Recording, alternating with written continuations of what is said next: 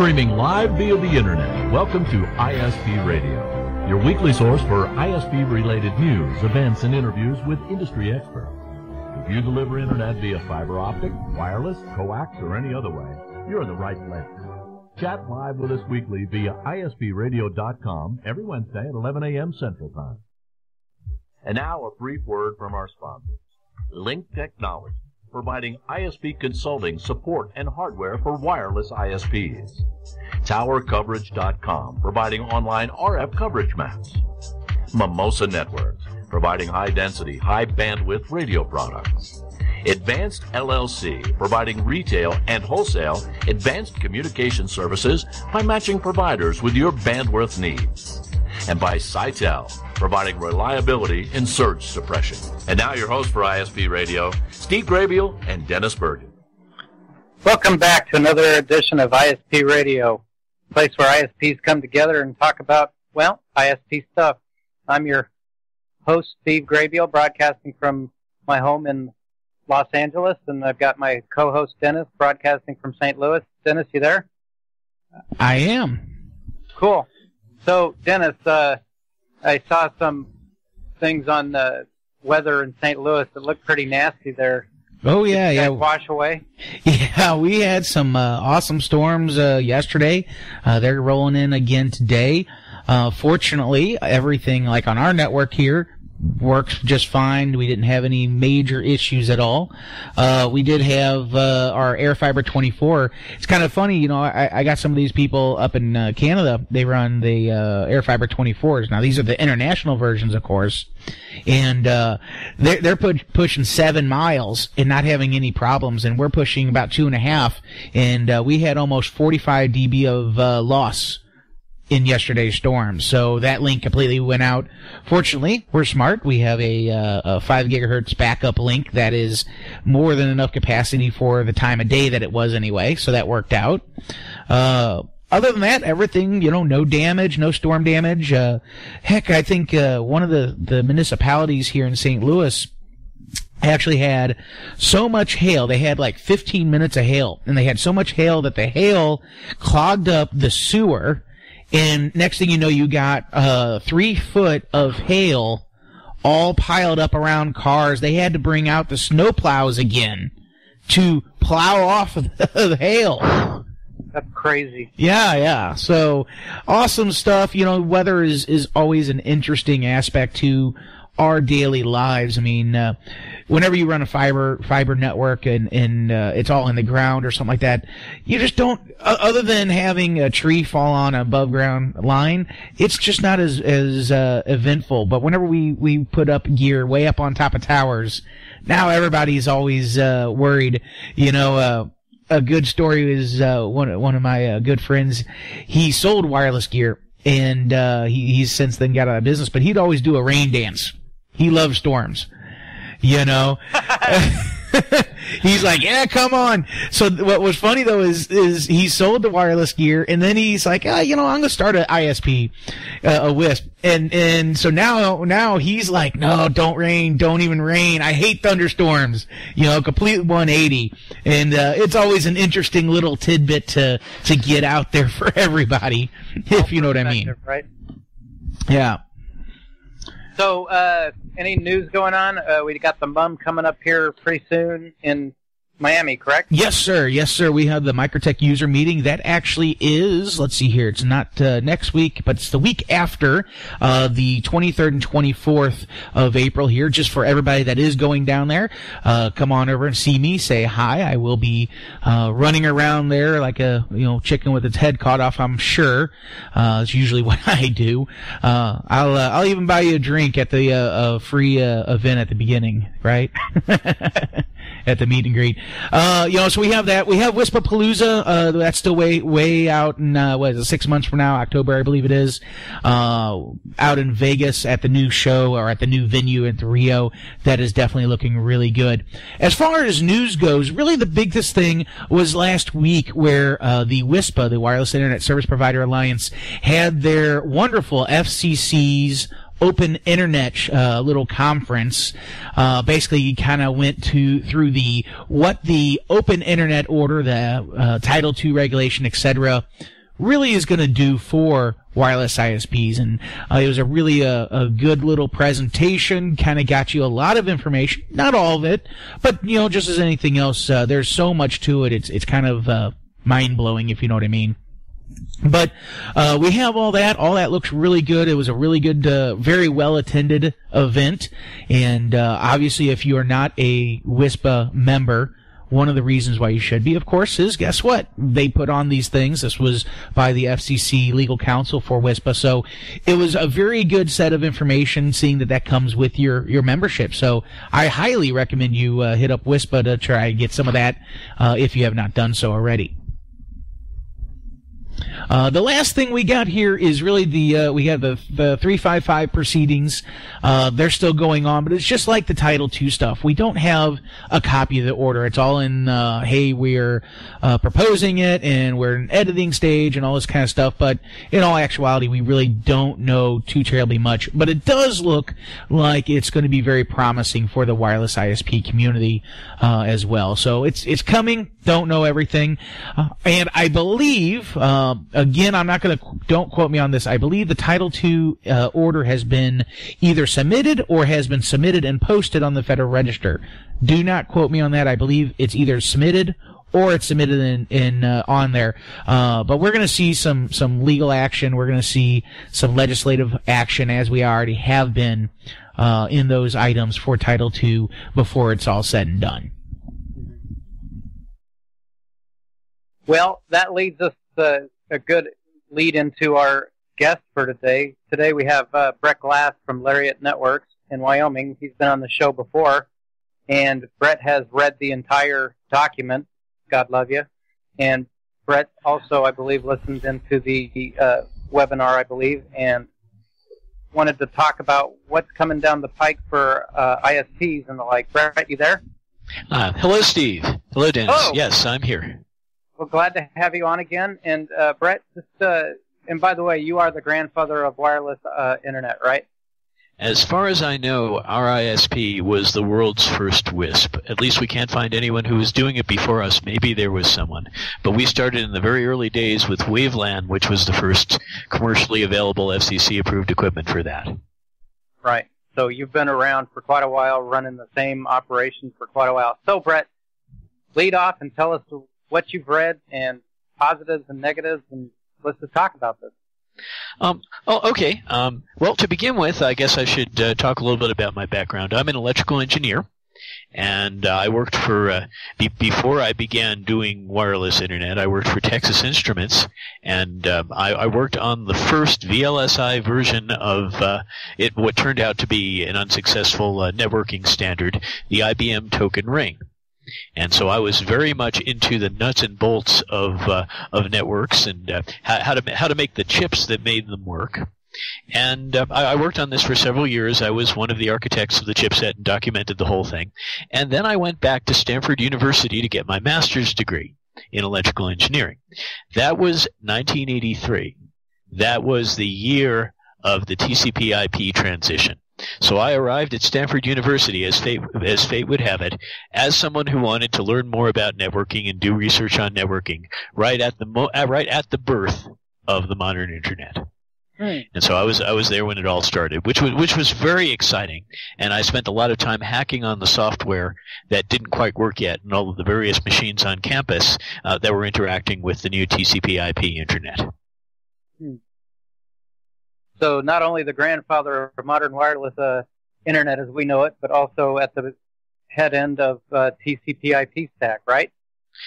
Well, that's I wasn't like John Postel or Dave Clark or any of the other what they call the grandfathers of the internet, but I interacted with all of them as I tried to work out how to make the software actually run. And so I was there. I understood the concept of the internet, which I think actually is one of the key things we need to talk about in terms of what the FCC has done just this last month. But also the nuts and bolts and what was practical, what they did right, what they did wrong. there's a lot there. And people nowadays take the internet for granted as this thing that just works and just delivers these wonderful apps to them. There's a whole lot of background, a whole lot of lessons to be learned about what happened back then. And one of the things that I hope to lend to the conversation on open internet or net neutrality regulation is the truth of how the internet got started, how it was intended to work, and why many of the things that people are trying to impose upon it now are ill-fitting and don't really suit the nature of the beast. Well, why don't you go into that? Tell us a little bit of a history behind what we're facing. Well, okay. TCPIP was developed as internetworking technology. When I got there in 1983, the idea of local area networks was not a new thing. People had Ethernets in their various institutions and businesses. But the idea of finding ways to connect your LANs together, especially over large distances, and have some control over how they interacted with one another, have some rational way of letting your company's network be able to talk to another company's network, which in turn could talk to some institution's network, and keep them, make the administration sane, and make sure you still had control over your part of it, was a new idea, and that's really what TCP/IP was all about. It wasn't the first attempt at internet working. There were actually several other research projects that were going at the time, but it was the one that succeeded just because it was put out there. Rough consensus and running code was always the motto of the TCP/IP contingent. You got it up there, you got it working, you made something happen, and okay, it may be partially broken, but we'll fix it later. And that's the reason, in the end, why TCP/IP won out over the OSI protocols, Gossip, which was a contender to replace TCP/IP. It won out over everything because you could just take it and run with it. It also open source played a large part in this. The fact that you could get the code for free that was developed at UC Berkeley to implement TCP/IP, as imperfect as it was, made a huge difference. You could just take this code and put it into your operating system or whatever device you wanted to, and so people did. And that made a big difference in terms of its adoption. So TCP/IP won, and this sort of ad hoc seat of the pants engineering approach won, and it led to the internet that we have today. It's exactly the opposite of a regulated approach where bureaucrats decide what you're going to do and grant your permission to do it. People innovated completely without permission. They tried all sorts of things. A lot of them failed. But it was wonderful because at that time there wasn't any regulation of this. Computer networking was completely below the radar of the government. It was a greenfield, and greenfields are wonderful because you get the chance, if you're creative, if you're smart, if you're technical, you can go out and you can build something new, and that's what we were doing back then. It was just amazing. It was tremendous fun. And, we weathered problems such as the internet meltdowns that occurred in the early days, and the Morris worm, which is really the first widespread worldwide internet worm. And we learned from them, and as imperfect as it was, the internet grew. All you needed to do to connect to the internet was find someone else who was connected to the internet and make an agreement to exchange traffic with them. And through the magic of TCP/IP, the internet working protocol, you could exchange traffic with them, and if they agreed to do it, they could pass your traffic on to the rest of the world.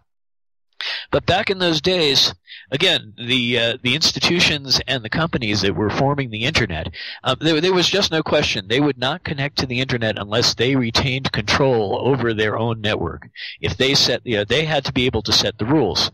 Stanford, I remember, had some very restrictive rules on what you could say on the internet. If you said anything offensive, they would take away your privileges. You were the king of your own network, which then joined the internet willingly, but didn't lose all control of itself. This is the antithesis of what you'd call a common carrier, where a common carrier, like the telephone company of old, has to carry your traffic. It has no say in what you do with the connection and all of that. The internet was the opposite of that, and it was an experiment in doing the opposite of that. So it was a completely novel idea, and we were able to do it because the only people who really understood it initially were researchers, and there were no politics involved. At least if the politics that were involved were more like academic politics rather than Congress or the FCC. Right.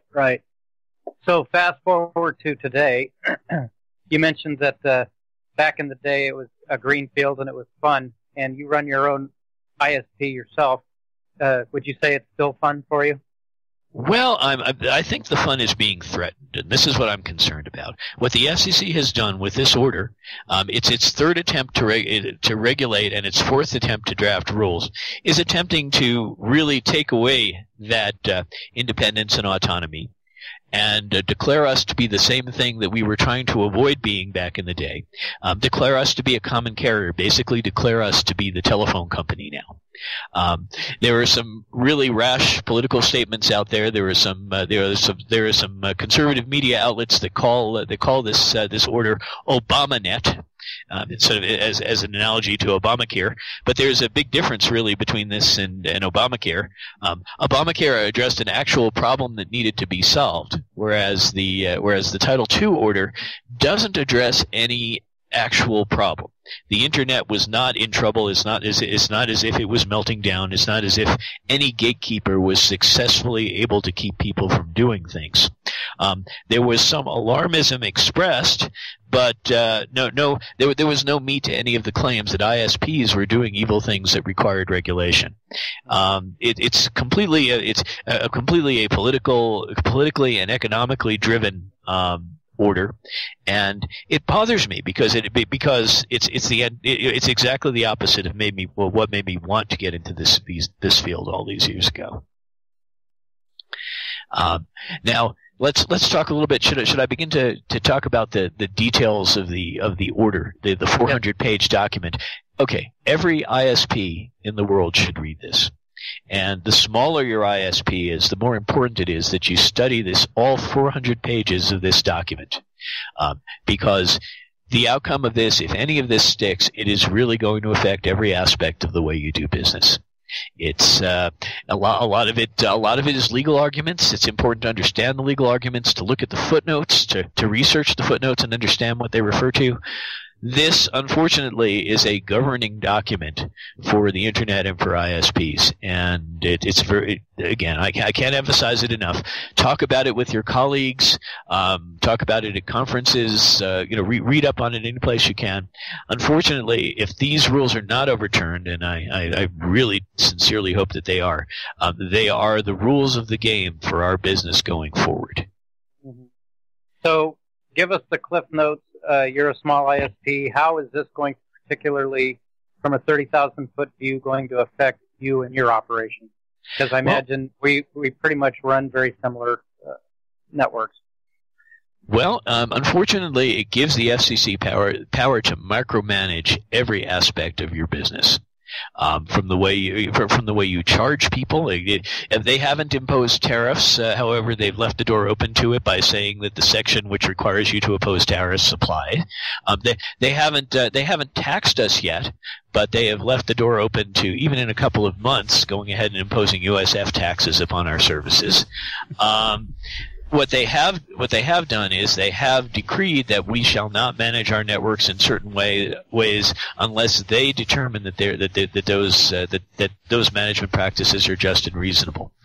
And frankly, the document starts out by saying flat out that internet providers are gatekeepers.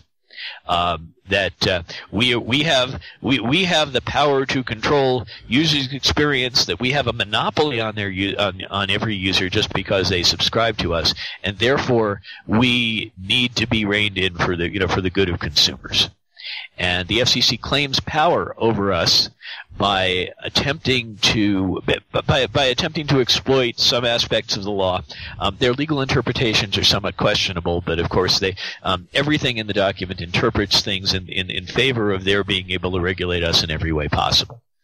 And it's scary because now there are literally dozens of references to the FCC deciding how they will regulate us on a case-by-case basis. That means that people will make complaints against us. They can drag us into court. They can drag us into protracted proceedings. They can, and the FCC can penalize us, and we won't be because it's a case-by-case basis. We won't have any rules that, hard and fast rules a priori that we can rely on to say, okay, we know that we have a safe harbor, we know that this practice is okay or it isn't.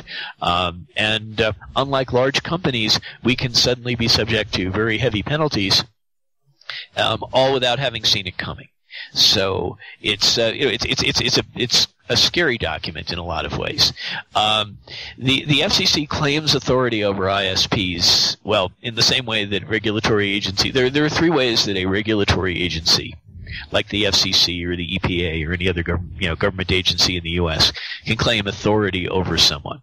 Or claim authority to do something. The first way is a direct grant of authority by the law. The law says, okay, regulatory agency, Congress has given you some of its power, and you as an expert agency are going to enforce this particular policy that we set. And that's the most common way that it happens. The second way that the FCC claims authority, and it has tried this and it has done this in this order, is it claims what's called ancillary authority, which means is Congress tells the agency to do something, and the agency, the FCC in this case, says, well, in order to do this, I really need authority to do this other thing. A good example of this is Form 477. The FCC claims that because Section 706 of the Telecommunications Act, which, by the way, if you look it up, it won't be Section 706, it'll be Section 1302. If you look it up, 47 U.S. Code 1302. It tells the FCC to assess whether advanced telecommunications are being deployed in a timely manner to all of the United States. It just tells it to look and see if this is happening. But the FCC says, well, in order to assess whether this is happening, we have to ask the broadband providers to fill out forms and report on this, and thus they claim the authority to require us to fill out these very large and very time-consuming reports that are Form 477. So that's an example of the use of ancillary authority, the second way that they can get authority. The third way is through ambiguity in the law.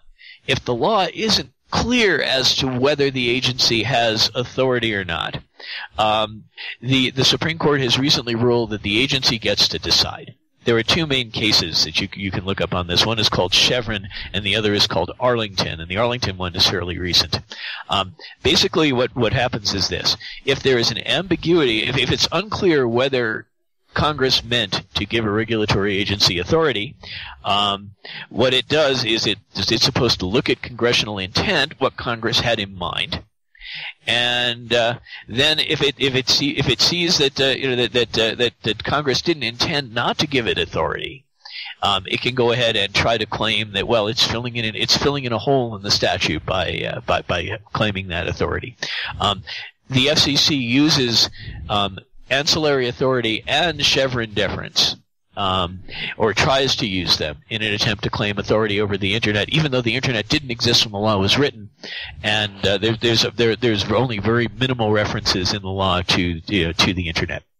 Now, not everybody agrees that the FCC really can claim this authority. If you take a look at the law, and you look at, and again, if you look this up, it's Section 47 of the U.S. Code, Section 230.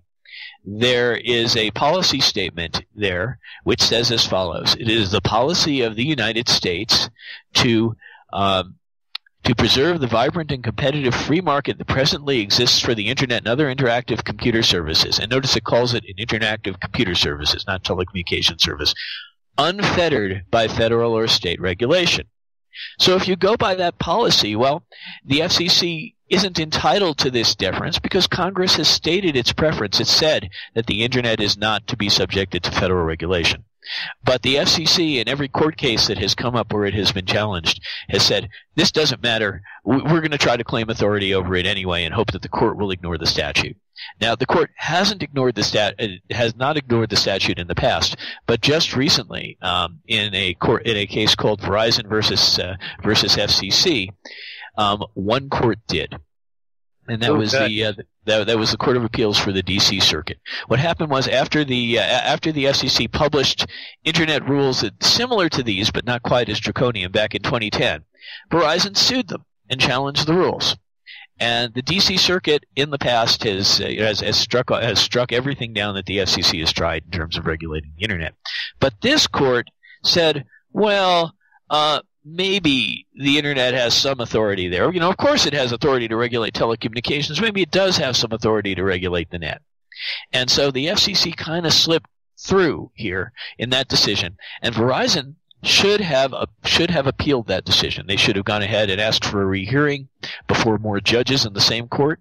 They should have taken this right up to the Supreme Court because it's an important issue. The FCC, the whole idea of Chevron deference was originally set in place by the Supreme Court.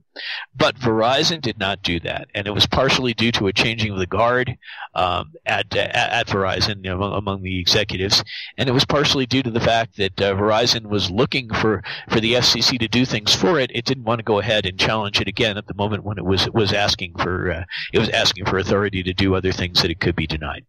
And so as a result, that decision is currently the law of the land. And only when we appeal the latest these latest FCC rules do we have a chance to go back to that court again and perhaps onward to the Supreme Court, where it may very well say, no, the law says you can't regulate the Internet. We have to see.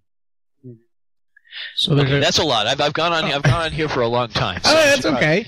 I mean, that's what the whole show's about. One of the things I want to point out here is, and I think you had said it, Brett, but it also probably did not resonate with people.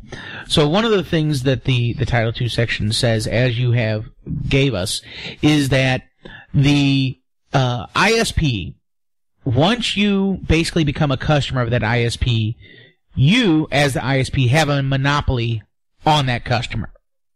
End of story. That's how it is. So what they basically says is they're saying that as soon as you sign up your subscriber, you are a monopoly to that subscriber. In other words, that is the only method that subscriber has to get to you. Now, I kind of see their point, because how many people actually have multiple internet connections?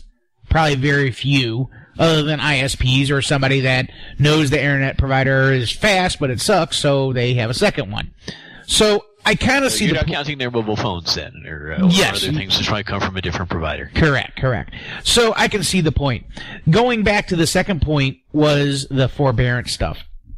Basically, what the FCC has done here is said, we have authority over you. That's really what the grand story is. They're going to forbear. In other words, they're basically stating all these sections were forbearing. So you don't have to pay USF fees yet. You don't have to do this yet. You don't have to do that yet. No, we don't have to price regulate you yet, etc. However, these are just simply slippery slopes. Well, what was that, Steve? Slippery slopes. Yes. Basically, once they get the authority, but really in all practical purposes, what the FCC is doing right now is testing the waters. They don't want to go into all of this extra stuff, that rate limiting, price fixing, all that kind of stuff. All they want to do is get the authority. Once they get the authority, the challenges have been met. Now they can go back in 3 months, 6 months, a year, 5 years, 10 years. It doesn't matter. And they can change what they want with basically no due process as insane. So all of a sudden we get an order, oh, by the way, yeah, now you need to, if you provide for every mega service, here's how much you're going to charge. It is possible that could happen, even though it is maybe unlikely at this point. That is the problem, is that we don't know. And they basically said, hey, we are in charge of regulating it now, but since we don't know really what's going to happen, we're just going to sit back and wait. So now what's going to happen, and there's actually a good conversation on one of the WISPs lists, I believe it's the member list, about a company, and I do not mean to bring this company as the only one. There are others out there. I'm just going to use this company as an example, which is the Procera box. They make a great box. It's a great product. But what they do is they basically do two things. One, in-depth network monitoring. So in other words, here's how many video streams you're running, all this kind of stuff. But to take it to where the really cool stuff is, it is all about traffic shaping. It is all about giving the customer the best experience possible, typically. So if a customer has a 10 meg down plan, they do not want video streaming to take up 10 meg of that plan. They still want their customers to be able to surf the internet and get emails, things like that. And that's what these boxes do. But the problem is the FCC said reasonable network management, but they haven't defined that. There is no definition. So basically what's going to happen is someone out there is going to spend a crap load of money for these Procera boxes or some other solution like this, and what's going to happen is it just takes one customer say, hey, you're throttling me. I have a 10 meg plan and I can't get 10 meg on a video stream. What the hell? Not like they need 10 meg, but they can't get it. Or they start and then it slows down. Whatever the case is, okay? Now maybe that's reasonable network management, but to the customer, it's not. Now it goes to the FCC. Now the FCC has to take this on a case-by-case basis, and now you see where we're at. So they are saying that they are going to regulate us, but they're not going to regulate us unless somebody says a problem, but that somebody could be anybody, and now you have a whole can of worms that you have to defend, etc. And instead of one order that explicitly spells out what we need and we can do, now we have 500 judgments based on 500 different circumstances, all of which may or may not be applicable to your network that you have to sort through. Well, here's a question I have. See if I'm on the same page. So we all know that we create a fast lane for voice, correct? So some people do, some people don't. The big complaint is that if we're creating fast lanes for certain traffic and we want to eliminate that, then your voice, obviously being an ISP, if you're not running your voice over a fast lane, if you will, that voice breaks down and the quality goes to heck, correct? Correct. So what they're trying to tell us is we don't want you traffic shaping anything, and therefore your voice is probably going to go down the toilet because that video is going to push that voice out of the way. Okay. We've now jumped into the nitty-gritty of network management and what's reasonable and what's not. And this is a key thing in the order. One interesting thing about the order is that it talks about what is reasonable network management and what is not reasonable network management. And again, because this is meant to rein in ISPs and assumes ISPs are evil, one of the things that the order says, which is a key point, is that it has to have some sort of technical purpose, but it can't have – network management is not reasonable if it has any business purpose whatsoever. And this is a big red flag. It means that you can't manage your network in any way that might that might enhance that might enhance your business prospects. They don't. And of course, there is no since pleasing your customers actually does improve your business prospects. It's unclear where the line is. But they do go into this in some detail, and it's actually somewhat concerning what they do. I mean, my own experience as a WISP is that when I get a complaint from a customer that things are slow, that something doesn't work, most of the time the problem is actually that the devices on their own network are fighting with one another. We sell them a certain amount of bandwidth, and one of their devices, while they were going and trying to watch Netflix, one of their devices decided to take over all the bandwidth of their internet connection and maybe do a virus checker update. And we have the ability as an ISP to make their experience better by throttling back the virus checker update and giving priority to VoIP or to video streaming or to something else. We can help them. But what the FCC is saying is we don't trust you with that power, ISP. We don't think that you're going to try to please your customers or make their experience better. We think that you're going to do this in some nefarious way. And of course, again, this is this is a danger of having people who are primarily political appointees running the show. They're not faced with the economic. You're being called by a real life customer, and being on the line with someone who says, "I'm going to quit if this doesn't get better." And so they're sure that that you're going to do this for some evil purpose that you're going to have your palm greased to do it by one provider or another, that something else bad will be afoot.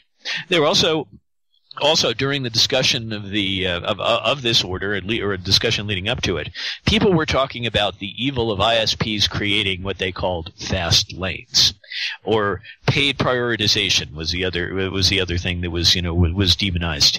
And both of those things are really subtle technical issues. The fact of the matter is that assuming that your customer has a certain amount of bandwidth total, right? That bandwidth has to be totally consumed before prioritization really makes much difference at all.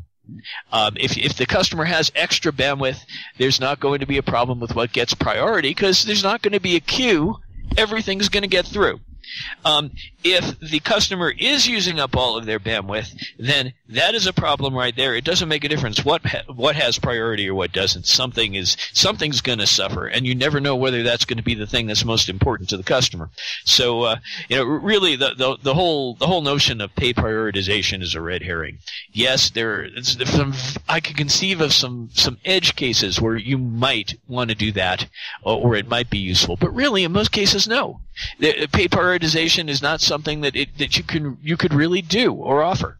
So but this was brought up as a boogeyman, something that ISPs might do that was nefarious. The other thing they talked about was fast lanes versus slow lanes. Now, what they don't understand, of course, is that an ISP's service to a customer doesn't have fast lanes or slow lanes.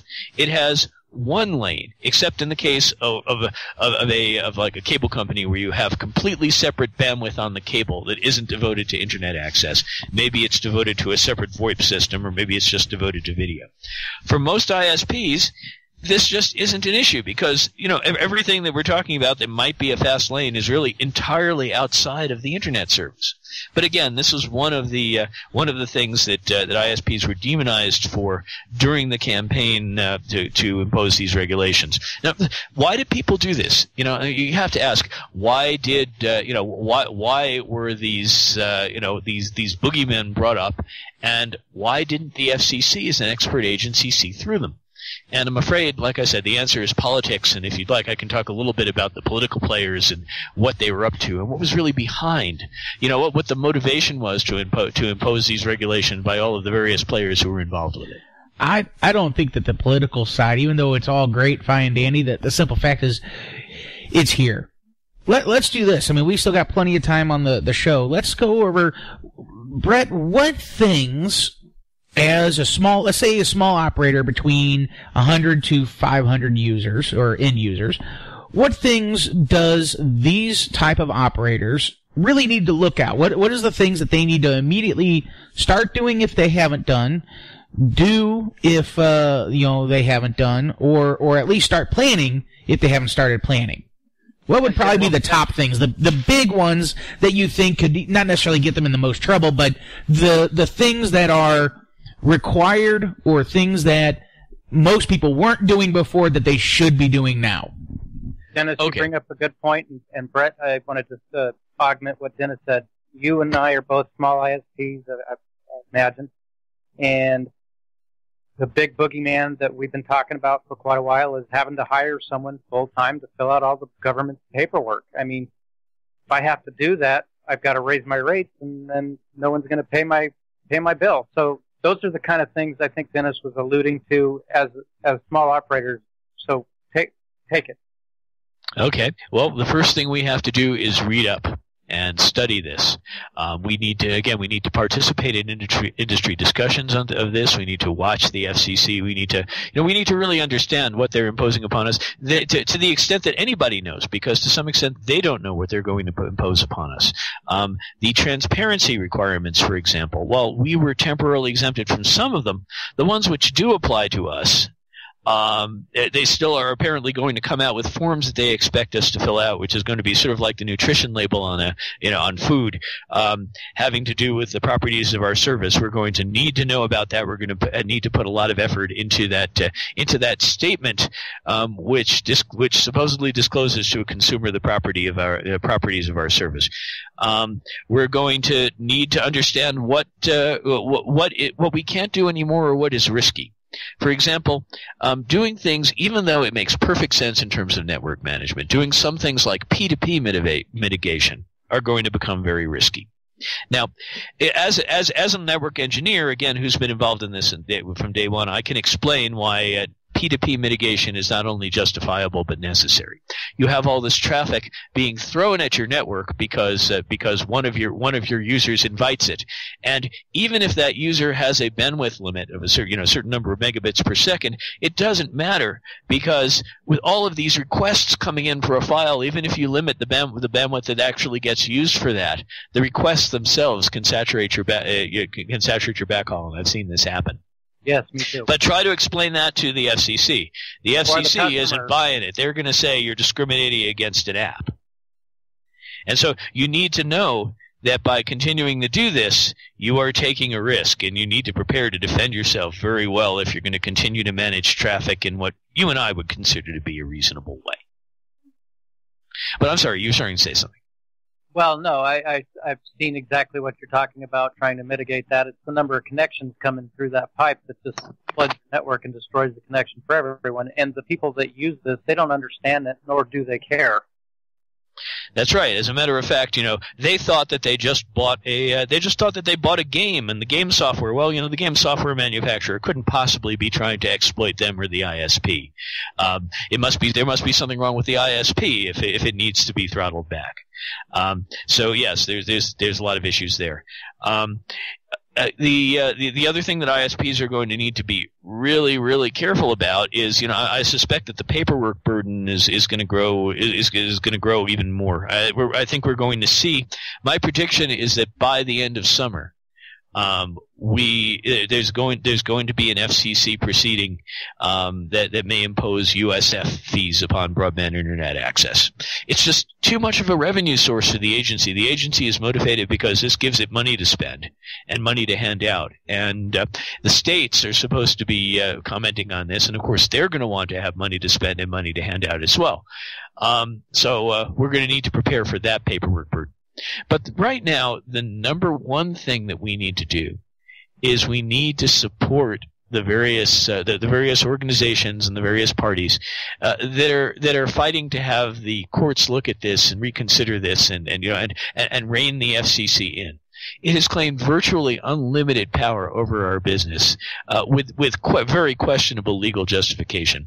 I was very glad to see that one of the companies that has already challenged the regulations is a WISP. It's called Alamo Broadband, and it's down in Texas. They actually spoke at a hearing prior to the release of the regulations, and I'm very glad to see that we have a WISP coming up to the plate for us. I think that we should support Alamo Broadband in every way possible. File affidavits, file amicus briefs if we can. Invest a little money in some legal action to try to make sure that the courts consider this properly. And then again, I think what we'll also have to do is we will just have to prepare for the worst. If we are very heavily regulated, it may not be possible to be as small as we were. We may have to talk to our to the WISP in the next town over about consolidating or somehow sharing the effort of meeting these regulatory burdens, because it may literally my wife and I for 25 years have run a mom and pop ISP. It may simply not be possible to do that anymore, and it's I'm saddened by this. But once you get a large regulatory agency involved in micromanaging your business, you have to think in terms of increasing your economies of scale. Yeah. So you foresee some additional burdens that will cost the ISP more money, and obviously we're going to have to pass those off to our customers. I mean, they kind of get what you ask for. And so, to me, this was all a big boogeyman, one provider doing something bad that brings us all under regulation. Would you kind of agree? I'd say that really none of them have done anything bad except maybe tentatively and for a very brief period of time. There was one company back at the beginning, the canonical example that the proponents of these regulations use, is there was a company called Madison River Telephone that for a while blocked VoIP on its DSL system until the customers raised a big fuss.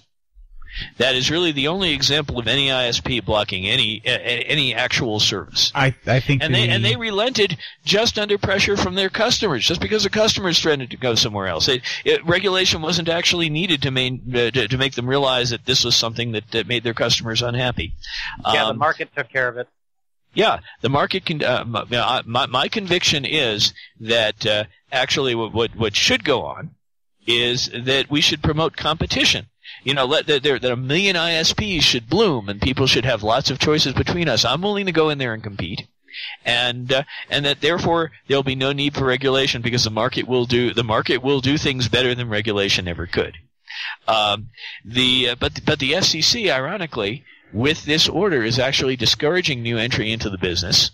And as a result, will limit people's choices. One of the big arguments you hear for this regulation is, well, I only have one choice of ISP in my area, or only one that they know about.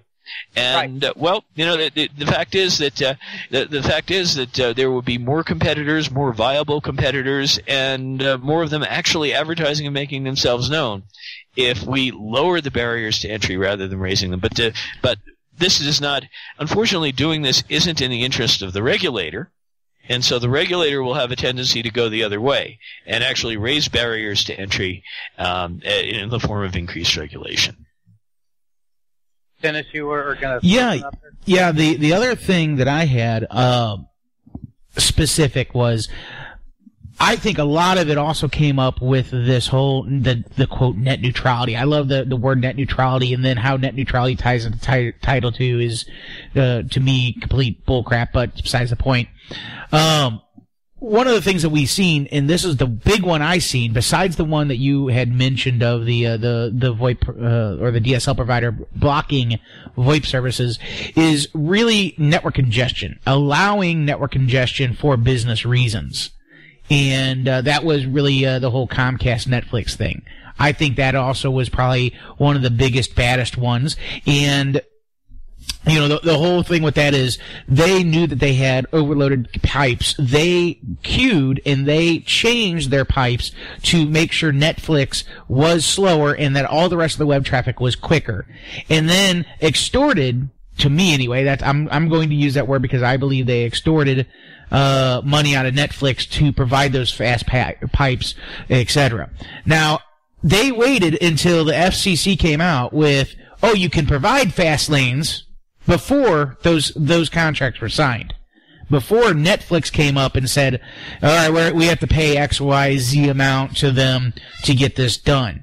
And whenever I look at Title II, what should have happened is, they should have looked at unfair business practices or monopolized business practices, and someone should have looked into that directly as a very specific thing. And the government, in this particular instance, should have took the proverbial sniper and shot the target and dealt with that one problem. But instead, they decided to take Title II and bring Title II into this, and it's a big mess, and it's basically, instead of that sniper, they used about 4 nuclear warheads on the industry is the analogy I'll use, because that's basically what it is.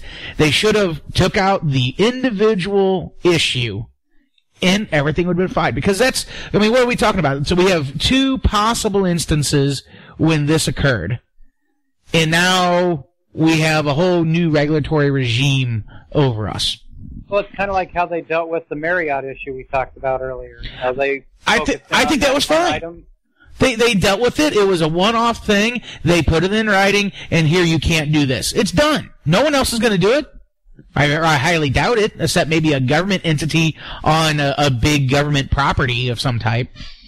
Usually the government entities, though, whenever I work with them, they don't even worry about it because their building is a freaking Faraday cage to begin with, and they have so many acres upon acres upon acres of space around it that they usually don't, especially if it's dealing with that type of stuff, they don't usually worry about a rogue access point inside their network, even though they are looking for them, is not necessarily something that is it is a concern for them, but they're not going to be sitting there doing DOS attacks. They're going to be sitting there turning off ports much quicker than anything else.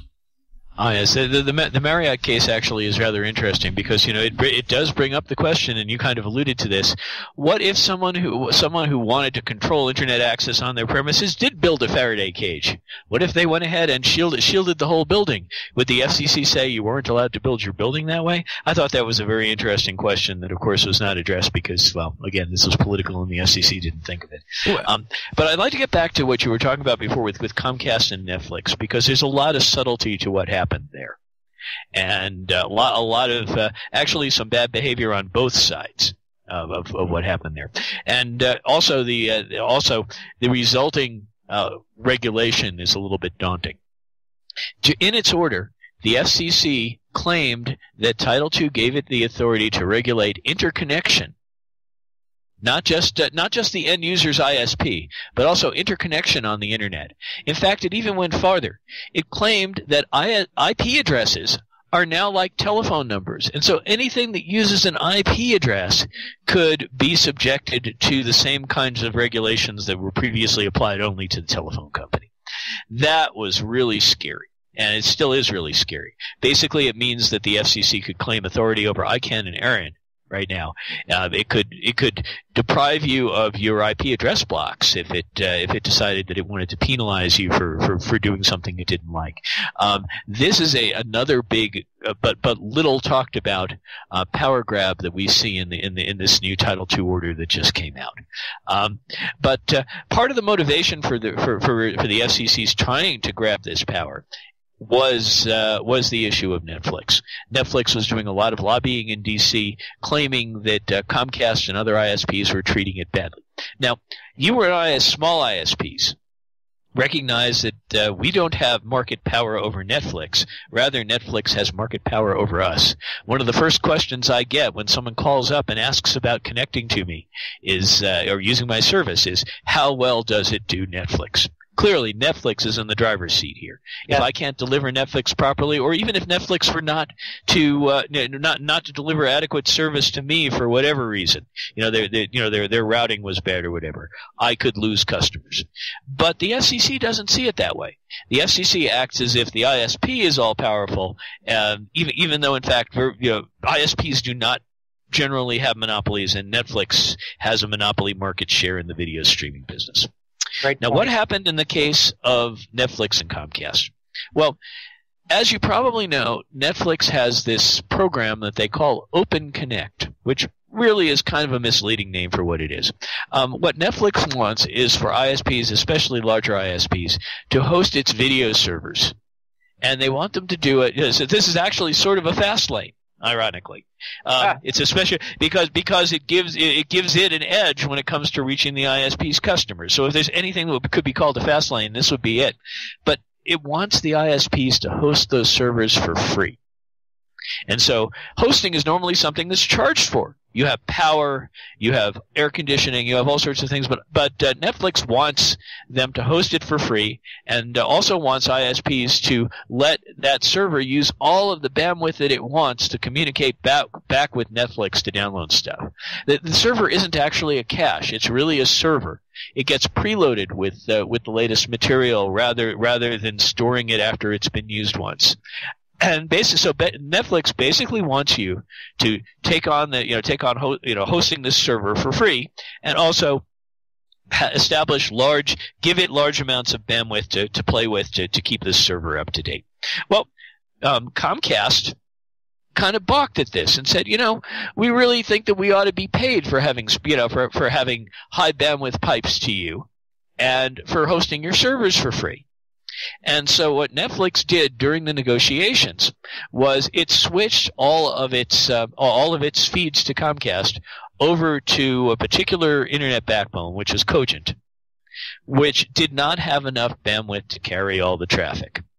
And so Comcast users began to complain. They were saying Netflix is slow, and in fact, there were actually measurements taken that showed that indeed Netflix was slower over Comcast than it was, over other providers.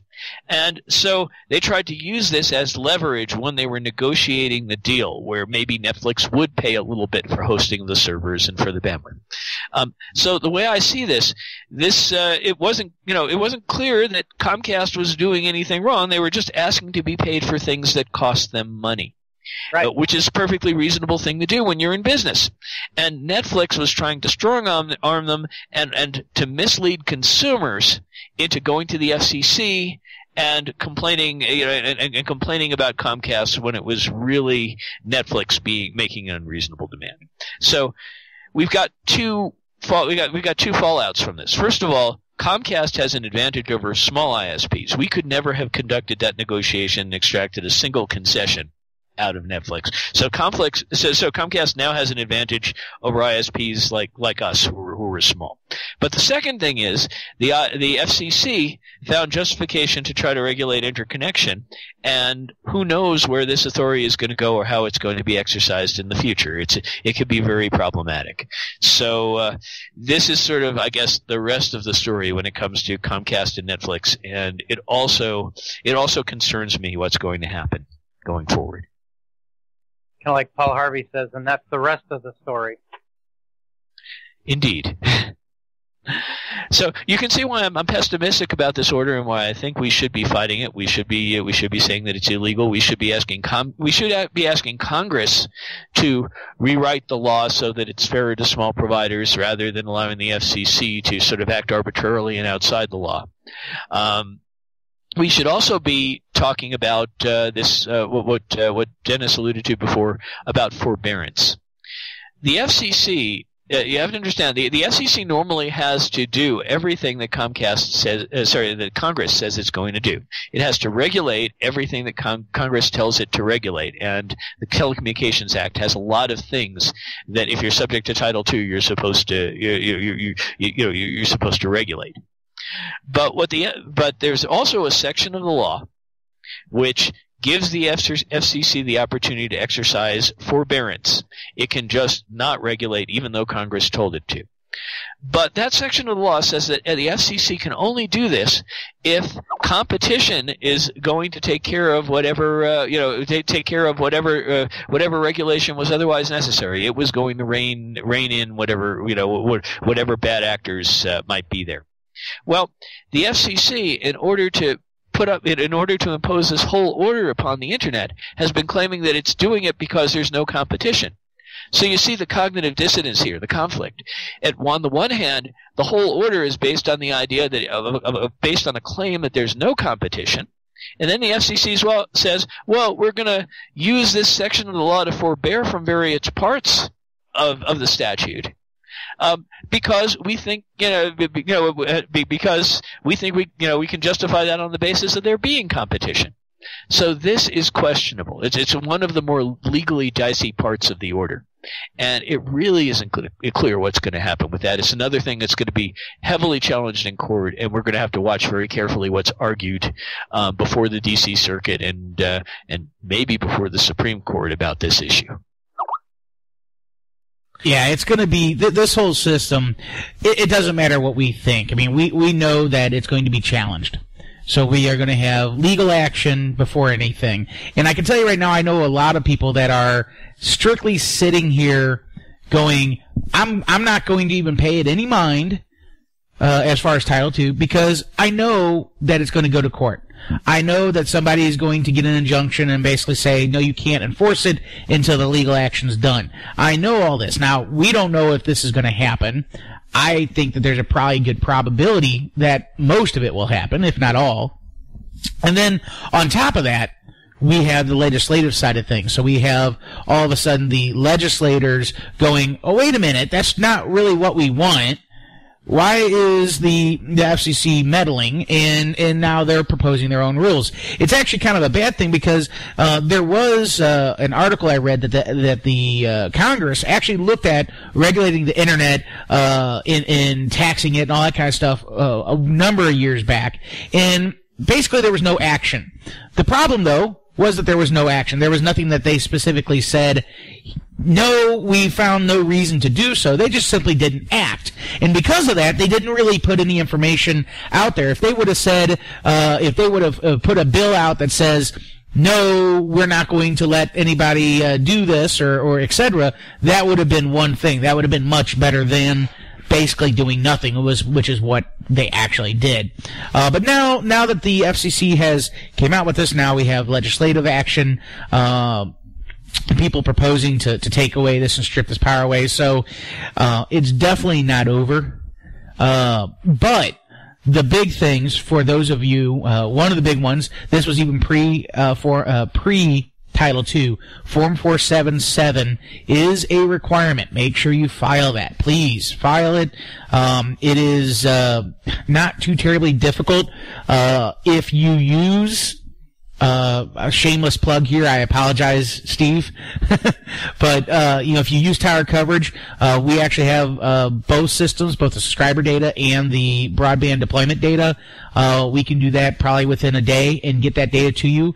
And other than basic information, we can even upload that if we get your account, and we do consulting for that. There are other people out there, I'm sure, that do that as well. But I'm just pointing out that there are tools out there that can get it done fairly quickly.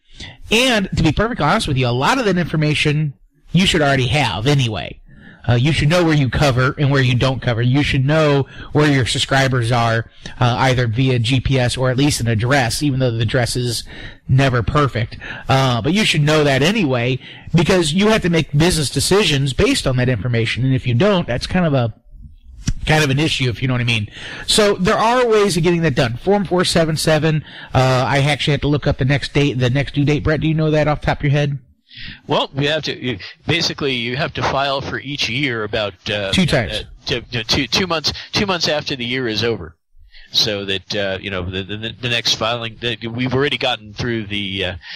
Let's see. I'm going to have to take a snapshot of all of my data of all of my customers, how many I have and where they are on the last day of May.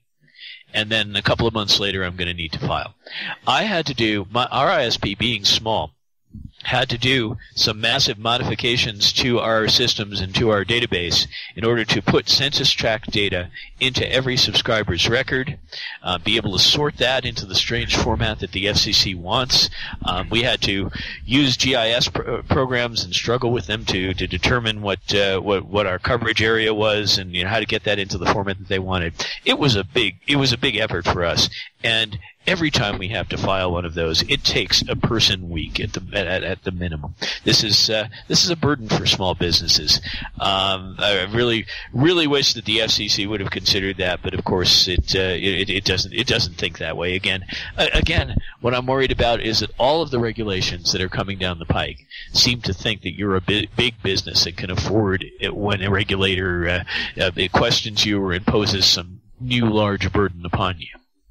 No, and I do agree with that. Just so you know, I just looked it up. It is due twice a year. Now, what they mean by due twice a year is that means there's a hey, you need to report on data by a certain date, and then you need to file by a certain date. The 2 dates is September 1st and March 1st. Those are the 2 filing due dates, and the report date is June 30th and December 31st on those. So basically, after December 31st, you should be able to file any time between then and March. Do people do that? No, they wait until basically the day before March 1st and file. I do know some people that are filing a day or two afterwards, and I haven't heard any issues. I think they're still working all those things, but I I do understand there is a burden. Most of the WISPs that I work with, they use a billing system. Most of their billing systems, if it's a WISP-centric billing system, already provides the subscriber data. The broadband deployment data is probably the harder part. That's where you cover. Again, my company does that, but there are other people can do that, and you can do it yourself. It all depends. It was actually kind of an interesting project for us because in the broadband deployment data, it's by census blocks, and that's like a 18 gig SQL database just to list the blocks, to know what the blocks are in shapefile format. So it's a lot of data, but once you get it there, and again, in your case, you probably don't need it because you may just need one state or something like that. You don't have to download like we did, everything. But there's obviously options in systems that you can do out there. But with that said, as you say, everybody. The FCC has been putting everybody into a bind because they're proposing new rules, or putting themselves in a position that they can add rules ad hoc. In other words, whenever they really want, with no major talk to anybody. Okay, basically we get members of Congress, we get political parties, things like that, to push something that gets to some back channel in the FCC, and then all of a sudden the FCC has a new report that they want to do, and that's it. And then we don't see that until basically it's approved and published, and say you have 60 days to comply with this. So. Yeah, let's talk a little bit about what's going on with Congress, because that's kind of interesting. 2 weeks ago, Chairman Wheeler of the FCC was participating in like half a dozen congressional hearings where he was called before various committees, and all of those committees were saying the same thing. We don't. Basically, they were saying, we don't like what you're doing. We're considering defunding you. What's your reaction to that? They were also asking him to justify these new regulations on the internet. And they were talking about legislation which has been proposed by it's called the Thune-Upton bill. Thune in the Senate and Upton in the House, and I recommend that all ISPs take a look at this. What this bill was intended as was a compromise between the Democrats and the Republicans. The Democrats have uniformly have been in favor of very stringent regulation of the internet, while the Republicans have been opposed to it. And actually, this shouldn't be a partisan issue, but money has driven it to be so, unfortunately. So. This was an attempt to reach across the aisle by the Republicans. Now, as you know, the Republicans have a majority in the House. They have a majority in the Senate, but they don't have a supermajority in the Senate. And of course, the president is a Democrat. So, what they need to do, if they want to get anything passed at all, is to pass something through the Senate by a veto-proof margin. Now, so far, the Democrats haven't been willing to go along. Even though the FCC is quite arguably flouting the law, this ought to be a slap in the face to Congress. The Democrats are essentially saying, we're in favor of this sort of regulation, and the end justifies the means. So we're going to block anything that might rein the FCC in. None of them have signed on to the Thune-Upton bill, even though it actually enshrines some of the net neutrality provisions in law rather than just in FCC regulations, and they've basically hindered any efforts to try to rein in the FCC.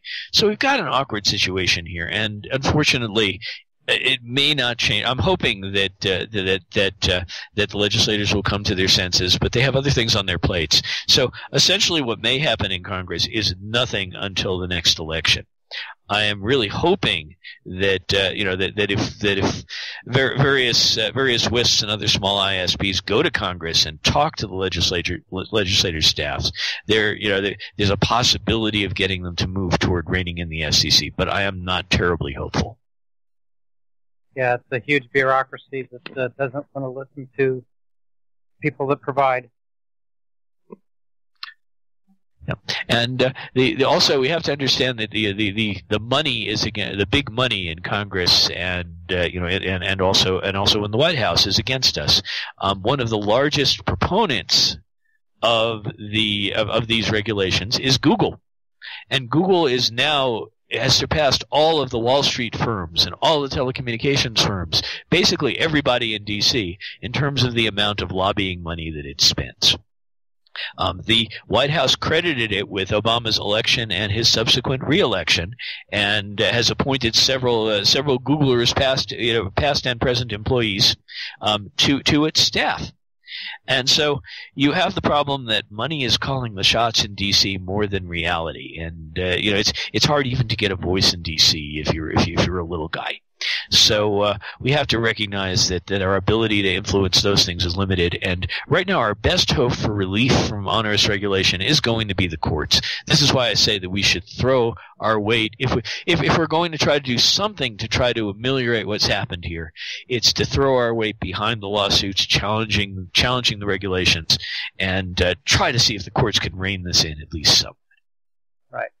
Well, I want to thank you, Brett, for being on the show today to tell us all about the Title II and what the potential downfalls are for me being a small ISP and yourself as well. I appreciate the fact that you read the whole thing and you've got a better grasp on it. And like you said, each of us needs to take the time to read it, even if it does put us to sleep at night. Just need to sit down and read what legislation is coming our way. Dennis, any news about what's coming up next week? You're going to be out of town, right? Yes, I will be out of town. Looks like we have Power Code, Simon from Power Code next week, so should be a great show. I'll be out of town, but I'm sure you and Simon will do great. And then the week after that, again, I will be traveling for the MUM, but I believe on the 29th, so the end of the month, we will have the MUM recap with any new products, all that kind of good stuff. We'll talk about Microtech a little bit more as well, and go from there. Well, thanks again, Brett. I appreciate you being on the show again. And Dennis, thanks for producing the show. And have safe travels to where you're going, and good luck. And we'll talk to you guys next week. Yes, thank you for having me. Thank you for listening to ISP Radio. We hope you've gained new insights and additional wisdom in our industry as well as your business. Please remember to visit our show sponsors via the links on ispradio.com. If you're interested in becoming a show sponsor, contact us at sales@ispradio.com. Now go out there and push those packets as fast as you can. Good luck and Godspeed.